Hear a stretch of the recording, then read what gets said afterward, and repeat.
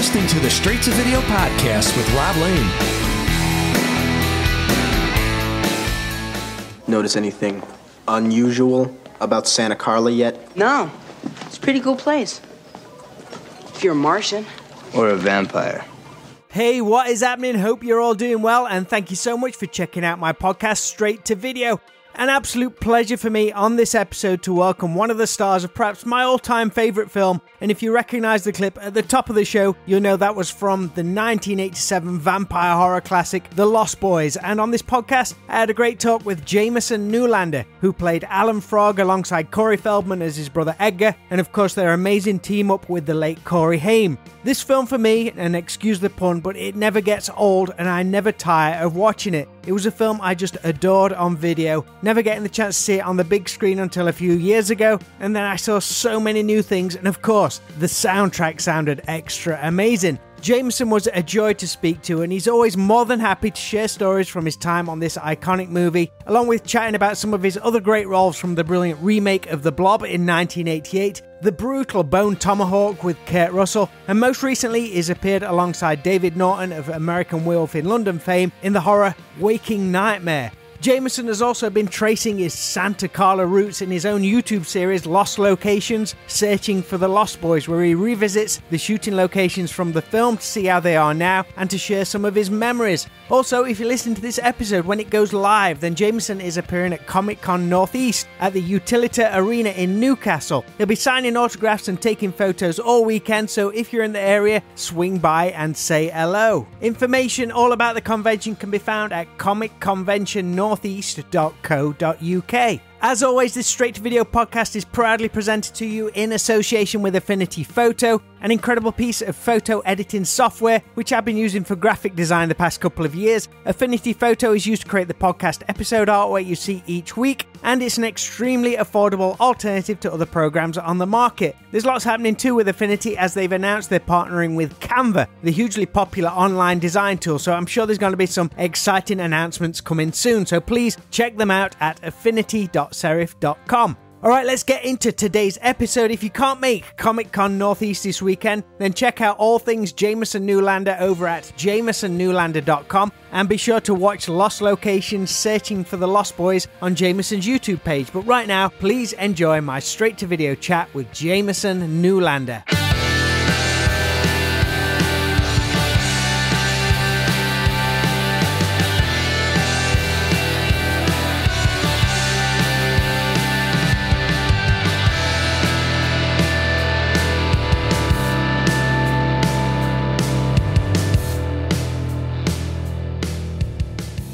How's it going, man? Really, really good. You're heading to the UK this weekend, but I'm coming to you from Nottingham, so I'm about 3 or 4 hours south of where you're going to be. Gotcha. I still don't have a full grasp of geography like off the top of my head in Britain, but getting there a little bit more. For you, an exciting last-minute call to be part of Comic-Con Northeast this weekend up in Newcastle, along with your Lost Boys co-star Billy Worth. When do you travel? Do you fly on Friday to get in Saturday, or do you come before then? You know what? It's such a long travel right now because, it's like I go to London and to Newcastle. So I'm going to leave Thursday and then I'll sleep on the plane and then, get into Newcastle midday on Friday. Will you and Billy travel together on similar flights? He's already in London. Yeah, he had some other business in London and stuff like that. And he's doing a few cons over there. They just announced him for Liverpool and also there's another one too, Ireland. I was really thrilled to get this call because the Lost Boys, the vampires have been doing this without me, because I'm sort of more like with Feldman, we'll do a lot of shows together. And when I do shows with Kiefer and Jason and, Alex, who are like the real big draws, I do great. It's just that they've been doing just the vampires. They've done maybe 4 or 5 shows over the last year. And I was at the Liverpool one with Jason. So that was cool and everything, but I'm missing out on all these great hangs, all these great conventions. So I was really thrilled. I'm sad that Jason dropped out, had to drop out. I think they're doing the comic book shop backdrop as well, aren't they? Are they going to do that? Yeah, I think so, yeah. Excellent. I love that. I love those guys. Was the UK one of the first places you realised there was this Lost Boys buzz and demand to see actors from the film when you first came over to Milton Keynes in the early 2000s? Yeah, that's right. The Milton Keynes one was where all of a sudden, I thought thought it was a joke at first. Not a joke. I thought it was like a sales call, Erin Gray, do you know who she is? Yeah, she was like on Buck Rogers. Mate, I don't know who my first crush was, either Wilma Deering or Carrie Fisher in Star Wars. I don't know which was my first crush as a kid. Right, exactly.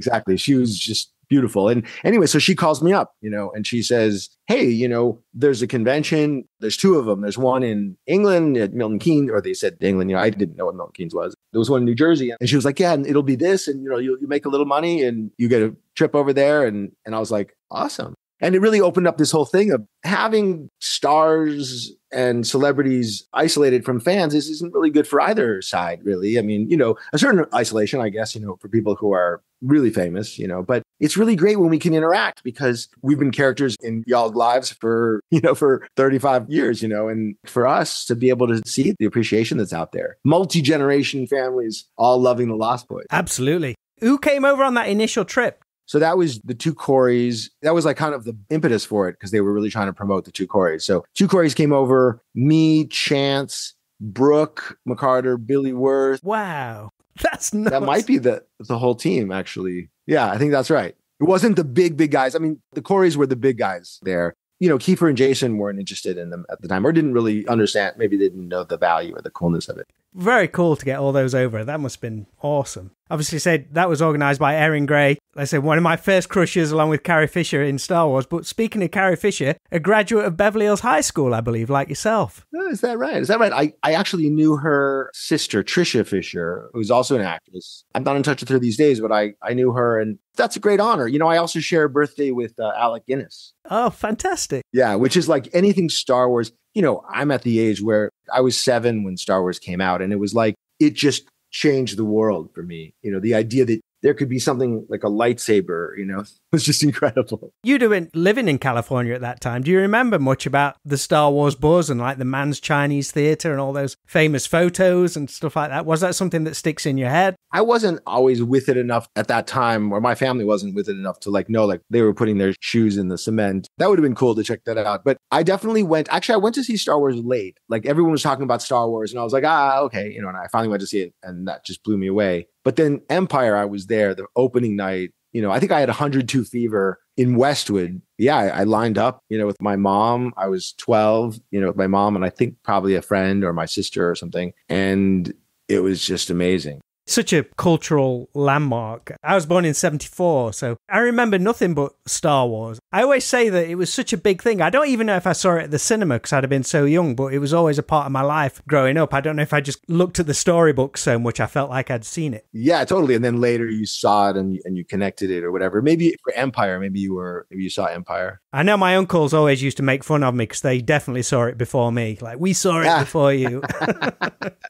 That's brilliant. So in the UK, it was as big a thing. I mean, I assume it was, but it's like I have no sense of what it was like on the ground. Absolutely. I mean, the only thing for us in the UK, it's like now when films get released, they get released at the same day or sometimes even earlier in the UK now because of the time difference. Is that right? Yeah, but I mean, Star Wars came out, was it May 1977 or something like that? That seems right. It was definitely 77. Yeah, but I don't think it premiered in the UK until Christmas of 77. So most of us, at the very earliest probably didn't see it till 78, which is nuts. And back then, it wasn't like you can be like, oh, well, I'll just look it up on my phone. Absolutely, man. Absolutely. Your introduction to acting was interestingly wanting to be a surgeon, but your mom said you needed to earn some money, so you pursued acting work, pay for medical school. I can remember it so vividly, just being like, people would ask me, what would you do if you made a lot of money? I'd be like, well, I'll put it away for med school. That's all cool and everything. I had really good grades at the time, so I didn't quite know that I'm not really cut out to be a surgeon. At some point, I had an acting teacher who was like, you're actually pretty good at this.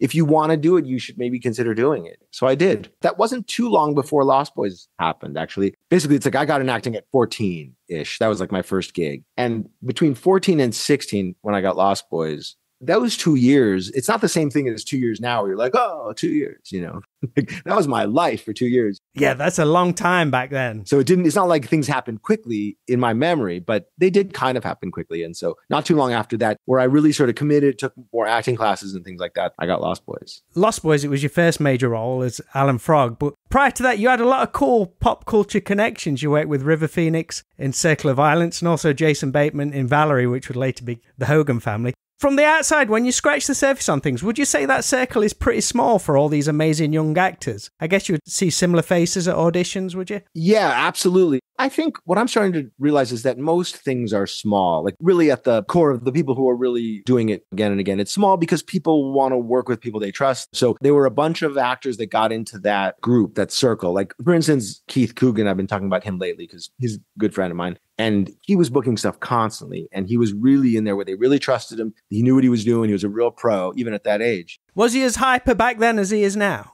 Keith, you see him as hyper? I've had him on the podcast. I didn't have to do much. I just kind of sat back and just let him go. That's funny. I interviewed him as well. Actually, I have the interview coming out soon. And the thing about me is that when I talk to someone, if they're a talker, I'm a talker too. So I'll just jump in on them and they'll jump in on me and it ends up kind of evening out. So yeah, so I've seen him be chill. I've seen him be more chill. We were playing poker over at Feldman's for a while. That's how I really got to know him much more. Yeah, Feldman lives about 15, 20 minutes from me. So every week for a while there, he was having a poker game. Keith was there, Michael Rosenbaum. So I've seen him be chill. And I saw him on auditions all the time. Him, Scott Grimes. These were guys that I saw regularly on auditions and they were booking most of those gigs. I wasn't, Keith has this thing where he wanted to be Alan Frog. He wanted that role. And it's like the one thing I have on him. Like he got every other part that we went out for together. I went out for Adventures in Babysitting. I went out for not all his parts, but by the time I was acting. You work with Jason Bateman. Jason Bateman, for me, is kind of like Paul Rudd. When his name is tied to something, it's going to be pretty solid. You can rely on him. What about River Phoenix, though? Did he have a particular vibe from what you can recall? Could you tell he was destined to be a star?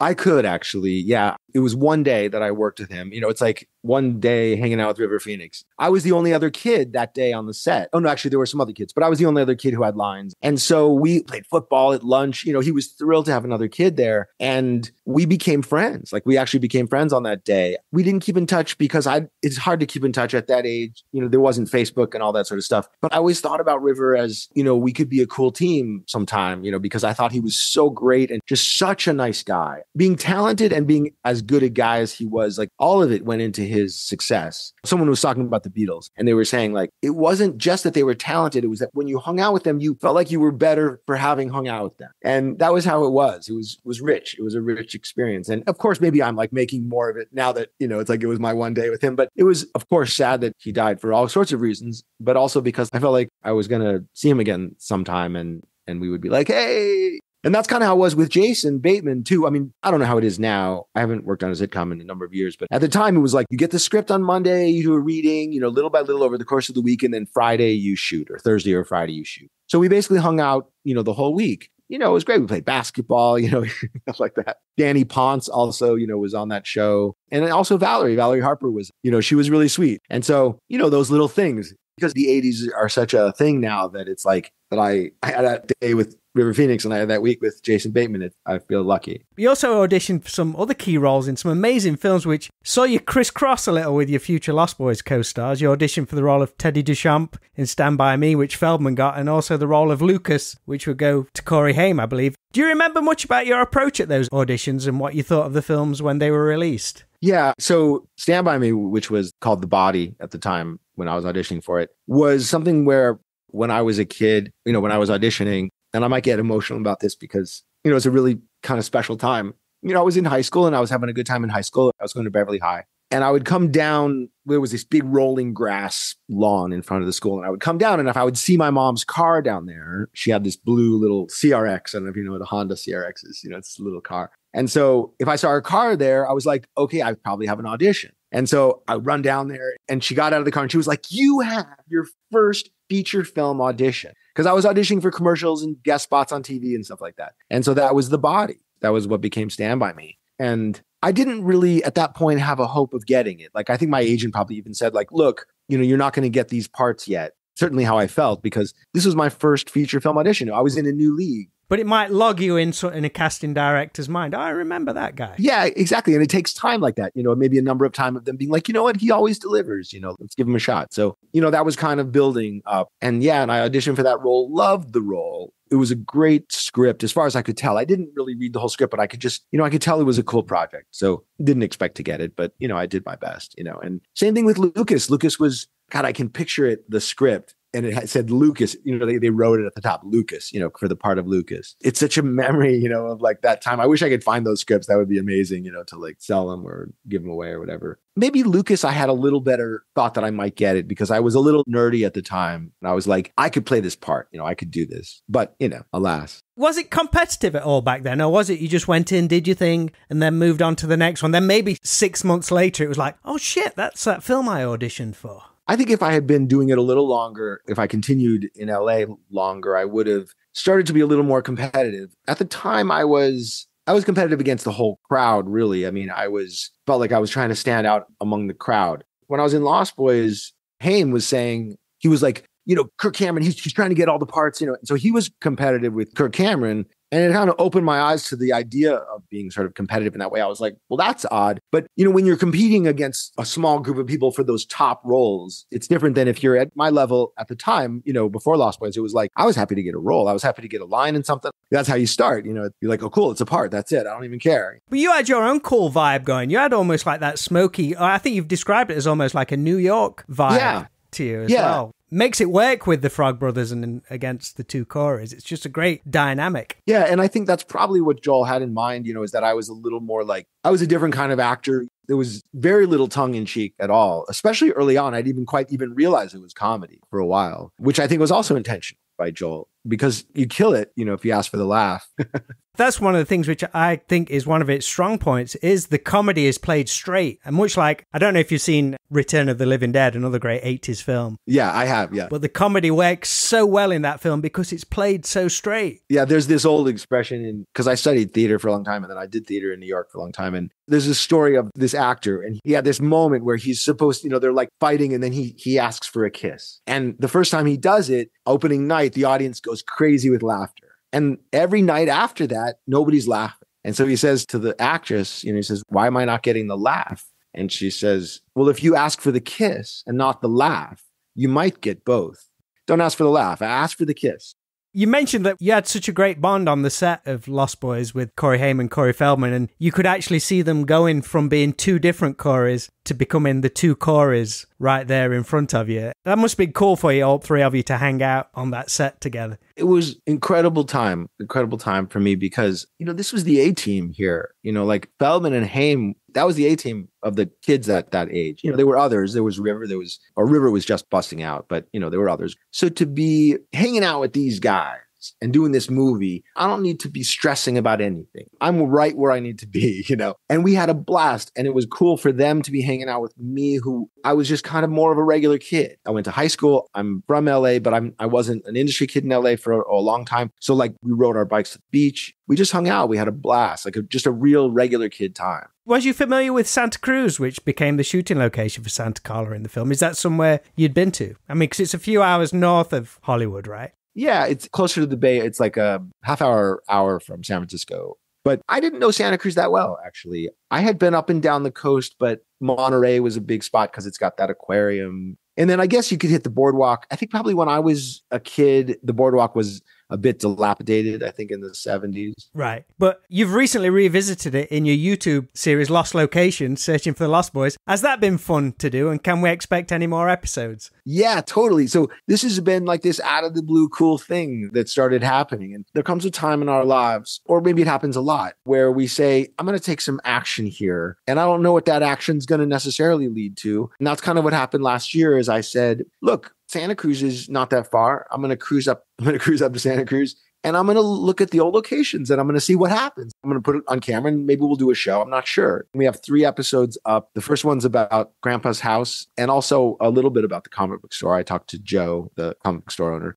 And then the second one is called The First 3 Kills. So we go to the locations of the kills and just have some fun. We have another probably 3 in the can. At this point, we're not picked up yet. We don't have a budget really. And so we're doing it as we can. We're ending up getting an episode out like every couple of months, which is not ideal, but it's what we can do. No, mate, it's great. Especially the comic book thing, because it shows you the previous location and the current location. Right. You dug that. Yeah. I thought that was so cool. And you get to locate your on-screen dad as well, which is awesome. Yeah. Isn't that trippy? So wild. I think like 35 years later or more, like it's almost 40 years actually, that I didn't even think that, I don't know. I just didn't think there was any way of getting in touch with him. And somehow it just happened. We got a little bit of information and it happened. And what a great guy. He's such a great guy. Has he been signed up to an agent to get on the convention scene? Because there's a market for that. He needs to do it. Yeah, I agree. We convinced him to do a signing up in Santa Cruz. But, he's a really interesting dude. Other than maybe once or twice in his life, he hasn't left Santa Cruz. He's a true local. It's a really interesting story. It's not like he's living on the street or anything. He has a job. He's retired. Actually, he was an instructor. But it's just trippy to me. He hasn't left Santa Cruz. He just really knows that town. That's where he lives. It's wild. That whole time period in the 80s, it was big on vampire films, though, and some real classics. A couple of years prior to Lost Boys, we had Fright Night, then we had Vamp. And the same year as Lost Boys, we had Near Dark as well. Are you a fan of any of those films? Are they ones which you've seen over the years? You know what? With all of these movies, I've caught little bits of it. Fright Night, yes. But it's like Near Dark. I was trying to get an audition for Near Dark and they were like, no, we don't want anybody who was in Lost Boys. Right. So I'm like a little bit mad at it.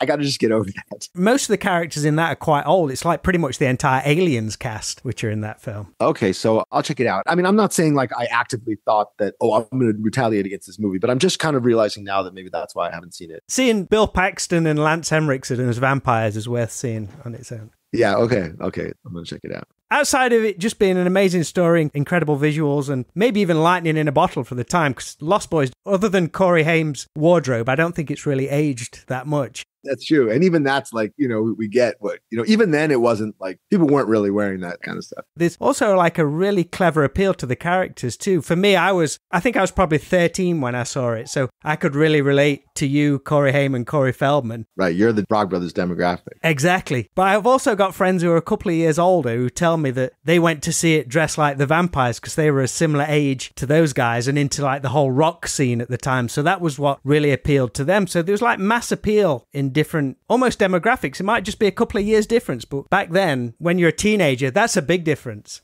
I agree. Yeah, it is a big difference. And I think that was probably quite intentional, that they were like, the Lost Boys is really like rock and roll, sexy, heartthrobs. But then also to have Corey Haim, who was also sort of a heartthrob, but like a burgeoning heartthrob, to have this whole other thing where you could have these sort of comic book nerds. Yeah. That was cool too. I love that it's that and that we can reach all of those groups. And then also, it has that family vibe through it all. It's kind of a family movie. Not a weird way, but in an expressionistic way. Yeah. When you were filming it, did you look up to the guys playing the vampires too? Because they're a bit older. Was they like extra cool? So cool. Oh my God. I thought they were...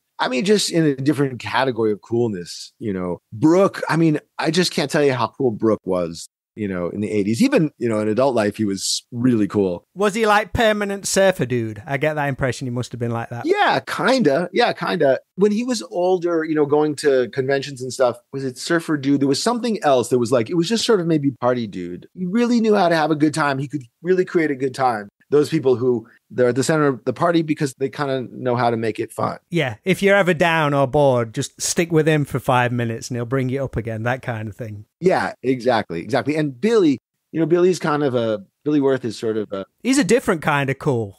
Exactly. Different kind of cool. I would almost say he's like epitomizes 80s cool, potentially.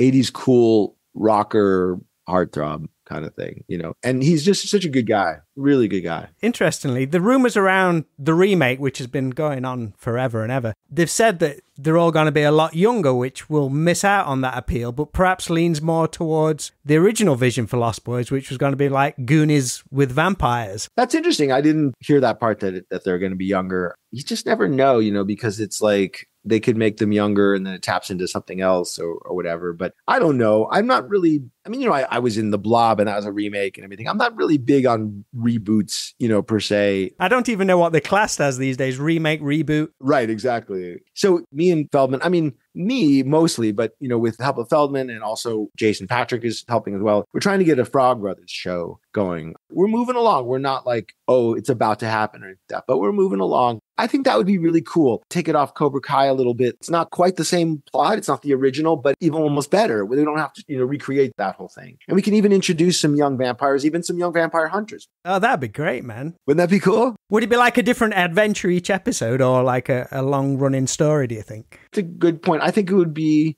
actually, it's interesting because I've been thinking of it as a continuing story, but maybe it should be episodic in that way or whatever that's called. Like an X-Files-y kind of different one. So you could just drop in every now and again. Don't matter if you miss one. It's just a different adventure each time. That's a good idea. I don't know why I hadn't considered that. That's a good point. I'm going to throw that into the mix. I'm not going to give you credit or anything like that, but it's a cool idea and everything. So I won't be chasing you in a few years' time. You're playing this clip, you know. I mean, you'll be entitled to the bragging rights. Yeah, that's it. You mentioned The Blob, which came up in 1988. Another of my favourite films, amazing visual effects. I've got a friend of mine, it's his favourite film of all time, and it's a classic VHS on our shelf. Yeah. I love that it's his favorite of all time. I love The Blob. I mean, for me, it's second fiddle to Lost Boys just because my experience was so rich with Lost Boys. But Blob, from the beginning, was a really good script. I remember talking to my agent about it. They wanted to call me in, and it was a little bit on the late side. They had most of the roles cast, but Chuck Russell heard about me from Lost Boys and, you know, wanted to meet me. Looking at the script and everything, it was like, wow, they really managed to make a cool remake, potentially. And then they followed it up. Chuck Russell did, I think, a heck of a job. And hats off to the leads, you know, Shawnee and Kevin. It's a great one to revisit. And a lot of people know you from Bone Tomahawk as well as the mayor in that film. Does that come from, let me get this right, the director Craig Zahler? He was the DP on a couple of projects you'd worked on before. Was it Tornado States and Rooster? You kind of got to know him through that. Exactly, yeah. You got a good research team there. Just me. It's just me. That's what I figured. Different hat. So how long had it been since you'd seen him and worked with him that you got the call for Bone Tomahawk? It was a really great thing because, first of all, Craig and I were really big fans of each other in the 90s in New York. We met on Tornado States. Our now mutual friend, Steve Danziger, wrote, directed, and produced that. And I had this really interesting part that I really kind of shined. I'm going to put some more of it online because actually it's a cool role for me. It never went anywhere. But Zahler he's just this brilliant film guy. He basically made it so that you could make this movie for so little because he kind of knew a lot of lighting tricks. You know, instead of having to pay for a whole rig to drive the truck, you know, he just did this thing where he was like, okay, you hold these lights 20 feet behind the truck and hold these lights. And it looks like headlights, you know. We just saved $10,000. Yeah, exactly. And, you know, that adds up for an indie film. And then I asked him to DP Rooster because, you know, it was like I'd been doing theater for 10 years and I was like, oh, I'm going to come back to Hollywood and, you know, everyone's going to remember Lost Boys. And it really wasn't the case. I kind of had to remind everybody about Lost Boys and who I was and start doing some current work. And so that was me trying to do some current work. It was a cool piece. I think it was, you know, it was a short. It was fun. And he did some awesome work. He told me, he was like, look, you should shoot it in 35 millimeter, which was a big deal back then. I mean, first of all, it was just before digital started happening. So we had to shoot on film. At the same festival I went to, there was a digital short and it looked terrible. You know what I mean? So it was the age where you really had to shoot on film. And he convinced me to shoot on 35, which is a little bit more, but he was like, we'll make up for it in, you know, I'll know how to shoot this so that, you know, and he did. And so I was really grateful to him and Steve Danziger. They helped me direct it. He was sort of the on-set director because I was in it. It was really great. And then when he went on to write scripts, Zahler became a screenwriter and was writing, you know, big movies, making a lot of bread, being a really successful screenwriter. But he's a filmmaker, you know, so he was like, you know, classic story. He's like, we're going to make a movie. We're not just going to sell the script this time. We're going to make the movie. And so he did. And I think it's just brilliant. Just awesome movie. I was so happy to get a role in it and just so thrilled when I saw it. How was it working with Kurt Russell on set? Has he got a presence? He sure does. Yeah. Kurt was awesome. And, you know, it was a day when there were a lot of stars at my level, a different kind of close to my level. You know, there was like Sean Young and Michael Paré, and I should be able to rattle them all off who were there, you know, because it was this really cool thing. We were all on set together and people were still nervous to talk to Kurt. We were all sort of nervous to talk to Kurt, but I decided to just go and sit at his table for lunch. He was there alone. And so I did. I sat at his table and I ended up talking to Kurt, you know, and he's just a great guy. You know, working with him and Craig, it was a new kind of filmmaking that I wasn't used to, where they had multiple cameras going. And it was a really cool, very not just actor friendly, but understanding of actors kind of way of working. And I credit Craig with that, but also Kurt, you know, that's probably how he likes to work, you know, which is great. Working on the film, how was the shock value when you finally saw the final edit of it? It was like, holy shit. Yeah, I had no idea that it was going to go, you know, you don't even know whether they're going to go for that when you read the script. And I was like, I'm not used to that. I can't handle horror in the same way, or certainly like mutilation horror or whatever. Yeah. So that was intense. People are wondering if they've not seen the film. It's like, what are they talking about? I said, just go and watch it. Yeah, I know. Exactly. I really, you know, as you probably do as well, I really recommend seeing it. You know, that moment, aside from, I mean, there were some other gory parts too, but it wasn't just gory. It wasn't just gratuitous. It was very much part of what was going on. And it was really cool, I thought. Jamison, last question. I want you to time travel a little back to the late 80s to a Friday night and you head into the video store. I don't know what your local video store was out in Hollywood, but what movie soundtrack do you have on the Walkman and what 3 tapes are you going to rent for the weekend? Now, I know The Lost Boys is going to be a tough one to top for soundtrack and film, but are there any others? Okay, so let's see. In the 80s, first of all, soundtrack wise, I could have been listening to Lost Boys. I could have been listening to, there were a lot of 80s singers I liked, like Phil Collins. You know, I would listen to like that kind of stuff. Phil Collins. I really like Billy Joel. I get a lot of, I'm embarrassed a little because he's not as cool to be into Billy Joel, but I really like Billy Joel. I really liked his lyrics and everything like that. So that might have been on the Walkman. It's funny, the Walkman. Was it still Walkman? By that point, maybe it was Discman by late 80s. I was still rocking a Walkman in the late 80s for sure. I think I got a Discman when I went to college in 88. Right. Yeah, before that. Yeah, it was wholly the Walkman. So I would say video-wise... Did you have a local video store out in Hollywood? Yeah, let me think about this. Where I grew up, there was a Blockbuster on the corner of Robertson and Olympic. So that was our local store. That was pretty much walking distance from me. Was it weird seeing your own films on the shelf, like Lost Boys and The Blob? Yeah, for a little while it was weird. Or sometimes they'd have like Lost Boys playing in the video store and being in there with my friends and stuff like that. All that stuff was so cool. I loved that stuff. Or even press shots, you know, with me in them at theaters and stuff was really cool. In the 80s, broadcast news was I loved broadcast news and Moonstruck that year. That was like that same year. I loved Die Hard. Oh, mate. Die Hard's an essential videotape rental. Yeah, exactly. And we watch it every year now, I think. Well, at least the last few years we've been watching it as a Christmas movie. And I think John Hughes movies, generally Ferris Bueller, you know, and Planes, Trains, and Automobiles, those movies. How did you relate to those films being out on the West Coast? Because it usually sets his stuff all like Chicago area and all this kind of thing. Was there still a lot to relate to you? Yeah, that's interesting. But it's true. They were all these Midwestern cities, you know, a lot of them, or Eastern cities. I think for me, living in LA, I never really thought LA was real. Like I thought it was all kind of a facade, which was kind of true in the 80s to an extent. Less so now. It's a much more mature city, I think. So when I saw pictures and movies of the Midwest and the East, it always just seemed more real to me, like those real people with real lives. So I liked it. It kind of was like this window into, I'm not sure what, real life. It's weird to say that. I mean, I had a real life, but there was something about it that felt a little bit plastic, maybe. It must have been a contrast when you went to New York then. Yeah, I mean, and that was, I think, the point, you know, as I look back on it. I wanted some reality. I think I even, maybe I thought that at the time too, but, you know, in New York, you know, you got to be on the subway and you got to deal with people and you're walking on the street and, you know, you want to get a hot dog, you get a hot dog. It was just so real to me. There were homeless people. You had to decide if you were going to give them money or say you're sorry or figure out something, you know, how to deal with people, you know, on the subway. Like sometimes there was confrontation. I never fortunately dealt with too much. Actually, I was held up once at an ATM. Wow. So that was real.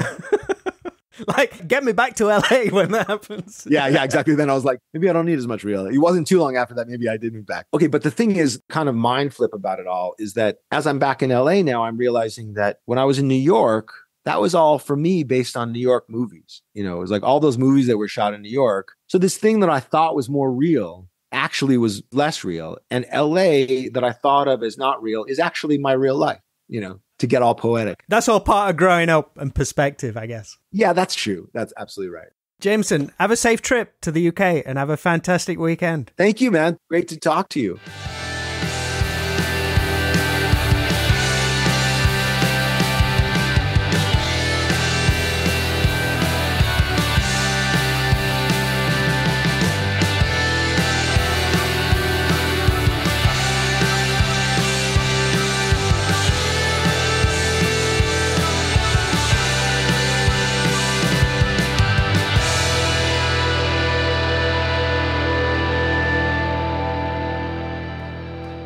Big thank you to Jamison Newlander for being such a cool guest on this week's Straight to Video podcast. A real thrill for me to sit down with someone who was a big part of one of my all-time and to this day most influential of films. And to hear such great stories was very much appreciated, and I hope you enjoyed it too. Be sure to swing by and say hello to Jamison at Comic-Con Northeast in Newcastle this weekend. And if you can't make it, be sure to check out all the cool stuff over at jamisonnewlander.com. So that's all for this week's podcast, but I'll be back with a brand new episode next Friday. So until then, make sure to always be kind. Please rewind and unwind, and I'll speak to you all real soon.